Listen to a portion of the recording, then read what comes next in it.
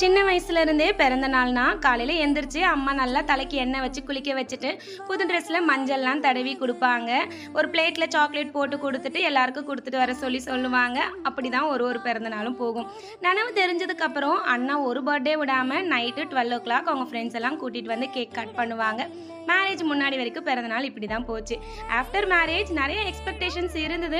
But ஹஸ்பண்டுடைய வேலை காரணத்தினால month எண்டில் மாட்டிப்பாங்க. அவங்களால என் கூட டைம் ஸ்பெண்ட் பண்ணவே முடியாது. இந்த 7 இயர்ஸில் லாஸ்ட் இயர் தான் ஹஸ்பண்ட் பூவெல்லாம் சர்ப்ரைஸாக வாங்கிட்டு வந்து கொடுத்து கோவிலுக்கெல்லாம் கூட்டிகிட்டு போயிட்டு கேக்குமே கட் பண்ணாங்க. அதுவுமே ஈவினிங் போல் தான் வந்திருந்தாங்க. ஆனாலும் அது பெரிய ஹாப்பினஸ் தாங்க.